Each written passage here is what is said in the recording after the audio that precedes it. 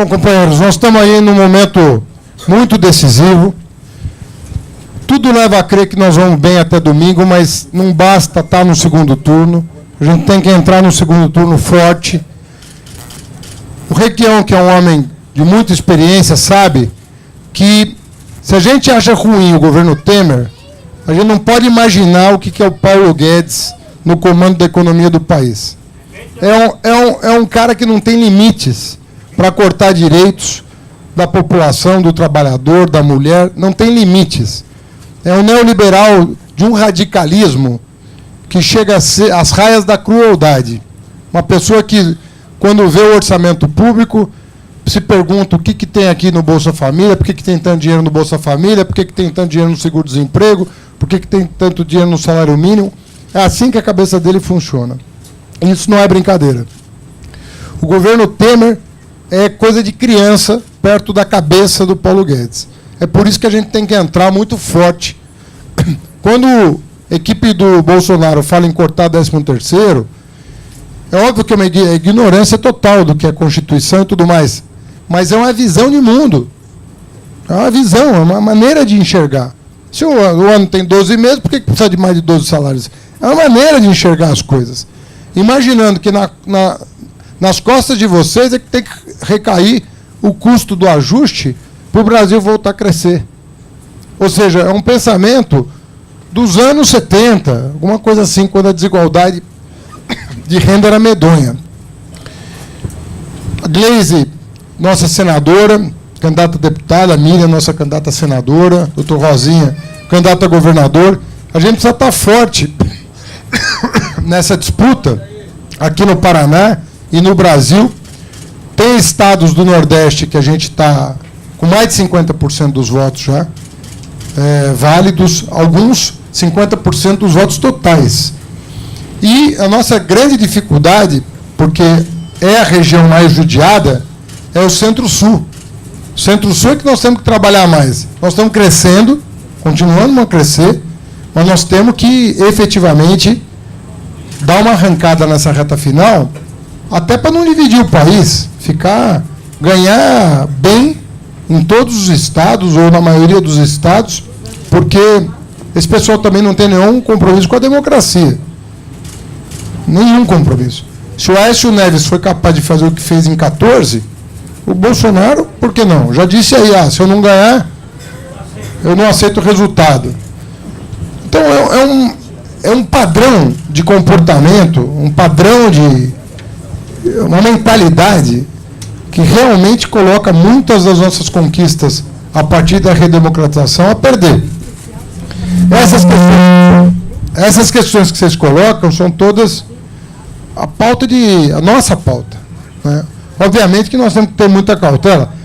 Revogar a reforma trabalhista, vocês podem contar a auditoria da dívida e todas as auditorias necessárias para botar ordem nas contas públicas. Tem muita auditoria para ser feita. Auditoria nos contratos de privatização, auditoria em uma série de coisas que eles estão fazendo de última hora. Geração de empregos, que é a marca dos governos trabalhistas, né? Foram 12 anos gerando emprego, 20 milhões de postos de trabalho em 12 anos. E foi depois da crise política de 14, quando a democracia passou a ser contestada, é que nós passamos a viver o pesadelo que nós estamos até hoje. E do qual nós vamos sair no dia 7 e depois no dia 28, acertando o prumo pelo voto. Não é pelo voto. Eu tenho usado a imagem de que o Brasil dos nossos sonhos não é o Brasil que carrega a arma. É o Brasil que carrega um livro numa mão e uma carteira de trabalho na outra. Aí é o Brasil que vai sair da crise, o Brasil que vai avançar, o Brasil para os nossos filhos, o Brasil para os nossos netos. E o respeito à Constituição. Então é isso. Nossa agenda é conhecida, obviamente que nós vamos ter que adaptá-la à profundidade da crise. Vou citar alguns temas aqui que a gente não enfrentou, que nós vamos ter que enfrentar. Por exemplo, a concentração bancária. Nós vamos ter que enfrentar. Não é justo você depositar um dinheiro na conta, o banco te paga 6% ao ano. Você vai tomar um dinheiro no cheque especial e te cobra 100. A diferença de 6 para 100 fica com ele. Isso não é razoável, né? Então, o sistema bancário nós vamos ter que enfrentar a intermediação financeira no país, a concentração dos meios de comunicação, nós vamos ter que enfrentar, para garantir liberdade de imprensa, não é para diminuir. Vocês sabem que os sites noticiosos das agências internacionais estão em risco no Brasil de sair do ar, porque os jornais brasileiros entraram com uma ação direta de inconstitucionalidade no Supremo, dizendo que eles não têm 70% de capital nacional e, portanto, não podem ser publicados em língua portuguesa. Imagina vocês, o El País, BBC Brasil, Intercept Brasil, sair do ar porque a Globo, a Folha e o Estadão não querem que eles publiquem notícias em língua portuguesa. É disso que se trata. E agora, decisão recente, né, de proibir um órgão de imprensa de entrevistar, depois de autorizado. Quer dizer, censuraram um jornal brasileiro impedindo o Lula de dar entrevista. Já impediram ele de participar da eleição, contrariando a ONU, já proibiram o Lula de votar, ele não vai poder votar, e agora estão proibindo o Lula de ser entrevistado. Quer dizer, onde é que vai parar esse conjunto de arbitrariedades? Agora já não é nem contra o Lula, né? É contra a liberdade de imprensa. Quando impediram ele de ser candidato, foi um gesto contra a soberania popular, que as pessoas queriam votar no Lula e no primeiro turno, já encerrar o assunto no primeiro turno. Então, isso aí é que está causando estranheza no mundo inteiro. Ninguém está entendendo o que está acontecendo no Brasil.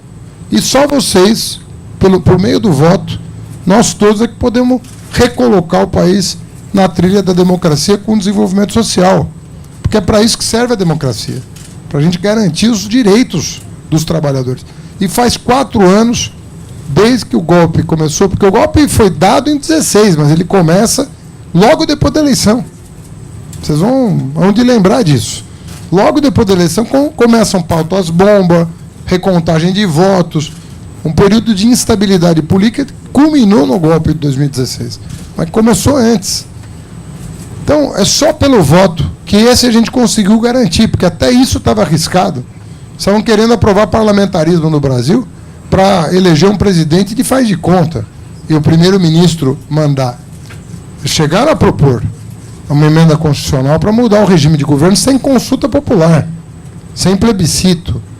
Então é grave, tudo isso é muito grave. A gente vai naturalizando tudo, mas tudo isso é muito grave. Num país desenvolvido seria impensável tudo isso que eu relato. O nosso precisa dar um salto de desenvolvimento institucional. Criar as condições institucionais para consolidar direitos, consolidar oportunidades, que é o que vocês querem para vocês e para os filhos de vocês. A gente quer um Brasil melhor para a próxima geração. No que nos diz respeito, vocês podem ter certeza que nós vamos para o segundo turno, se Deus quiser. Nunca conto com o voto antes de ser dado, porque as coisas mudam, né? Mas o que a gente quer é chegar domingo em condições de recompor um campo progressista, né, com todas as forças democrático-populares do país, para derrotar um projeto retrógrado, regressivo, sob todos os pontos de vista.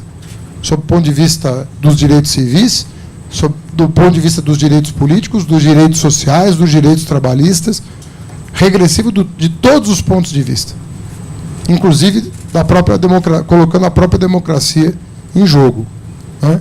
Então, o que a gente quer é recompor esse campo, porque eu tenho segurança de que nós podemos fazer um belo segundo turno. A gente teve aqui demonstração no Brasil inteiro no sábado de quanto as pessoas estão dispostas a defender o Brasil. A democracia, a liberdade, a igualdade de oportunidades, a tolerância. As pessoas estão dispostas a ir para a rua para defender o país. Nós temos que usar essa energia a favor desse movimento cívico de resgate da soberania nacional e da soberania popular. No que me diz respeito, a porta aberta a vida inteira para os trabalhadores.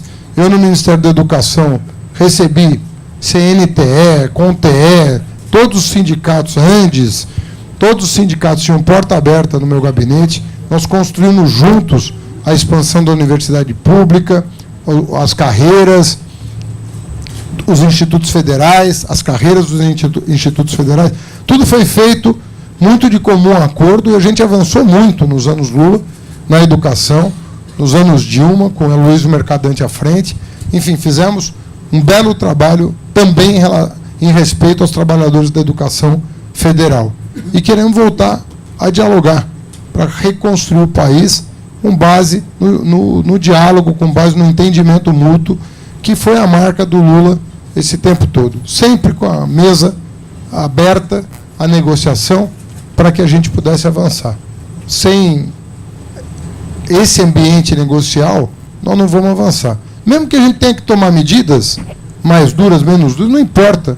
Se for dialogado com a sociedade, se eventuais sacrifícios forem distribuídos de acordo com quem pode pagar por eles, né?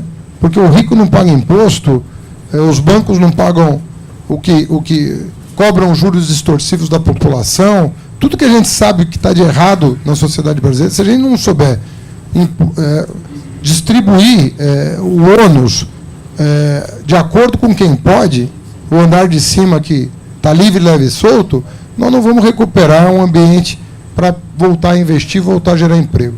Então, vocês contem conosco e nós contamos muito com vocês. Não para eleger o presidente, mas para governar. O convite aqui é para eleição e para o governo, governar juntos. Um abraço para vocês e muito obrigado pela recepção.